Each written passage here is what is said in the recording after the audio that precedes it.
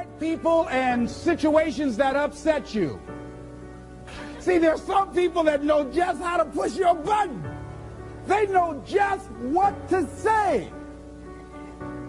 But I'm not going to expend any energy arguing with anybody. Life is too short, ladies and gentlemen, and unpredictable.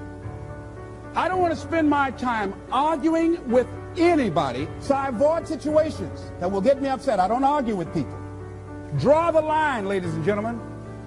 There are certain things that we just go through life just taking, and at some point, you just got to draw the line and just say enough is enough.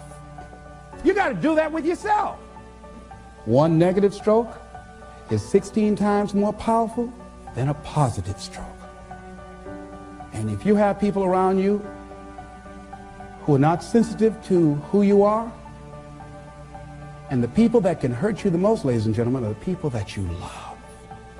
That you love. They're the ones that you're vulnerable to. They're the ones that can get to you. And if they're insensitive, I don't care who they are. See, if you don't draw the line with people, if you just let them run rampant in your life, and you let things happen to you that you don't feel good about, if you continue to allow it to happen, you won't feel good about yourself. Your image of yourself will erode. So you've got to draw the line. Why do people just go to a job where they're miserable, day in and day out? Why do people stay together and they're miserable, sleeping in separate rooms, or arguing, or the only thing they have in common is paying the bills? Don't talk, don't communicate, don't share anything together. Day in and day out, as short and unpredictable that life is, being mean to each other. Why do people do that? Known hells are preferable to strange heavens because it's familiar. See, life is rough, ladies and gentlemen. It's rough, and it's scary. It's scary growing. It's scary taking a chance. It's scary acting on your intuition, on your guts. It's scary. It's frightening. There are people that's tolerating things right now, and they're immobilized by fear. They can see the hammer coming, and they're afraid to even move because it's scary. To go against the dominant thinking of your family, friends, and those people you associate with every day is perhaps the most difficult act of courage you will ever perform. See, when you start growing, when you start changing the way you walk, the way you talk, the way you act, the way you respond to things, the way you use your time, when you start saying, no, I can't do that. Why? You're too busy. You don't have the time. No, I have my own agenda. So if people can put you on a guilt trip, they will.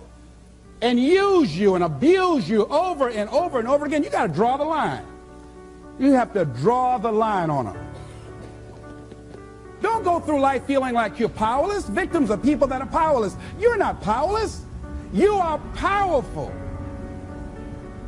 You direct the power in your life. Whatever your life is right now, it is a duplication of your consciousness. It's a result of how you have decided to use your power. That's all it is. That's not who you are. That's just a perverted use of your power that you aren't satisfied with. And you've got the power to change that. Wherever you are, how, I don't know. But I know you've got the power to do that. But you don't know what has happened to me. It really doesn't matter what has happened to you. See, the only thing that really matters is what are you going to do about it? That's all that matters. That's all that matters. You can allow it to destroy you, or you can allow it to build you up. We never get to a level where we feel that there's nothing else for us to do, that we've achieved a certain number of goals and we figure that we're through. No. You don't want to stay there and celebrate too long like a lot of people do. They do something they consider outstanding. They go around talking about what they used to do. See, let me tell you, I used to do this and I used to do that. Excuse me, used to be's don't make no honey. What are you doing now? You're still here breathing. That means you've got some more to give. Doesn't matter how old you are. Doesn't matter about where you are. Doesn't matter about what you have. Doesn't matter about what you've done. Life is about growing. It's about being productive. It's about stretching. It's about challenging yourself. So you start looking around and decide, hey, what else do I want to do? What got me here? It's a time for celebration, but also a time for reflection. What got me here? What worked? What did not work? What do I need to do to repeat so that I can get the same kind of results in other areas of my life?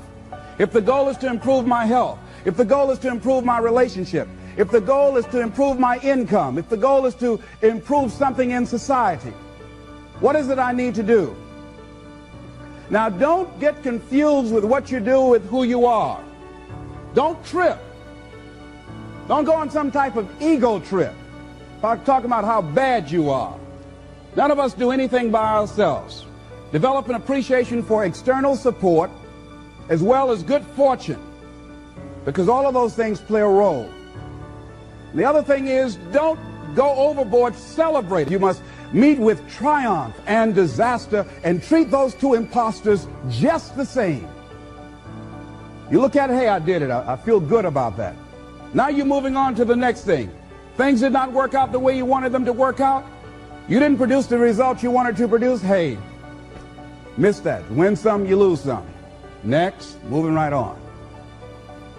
Don't confuse who you are with what you do. And make your mind fertile ground for the seeds of opportunity. Think, if you want to experience a sense of fulfillment, you've got to have an open mind so that ideas can come in there and take root and grow.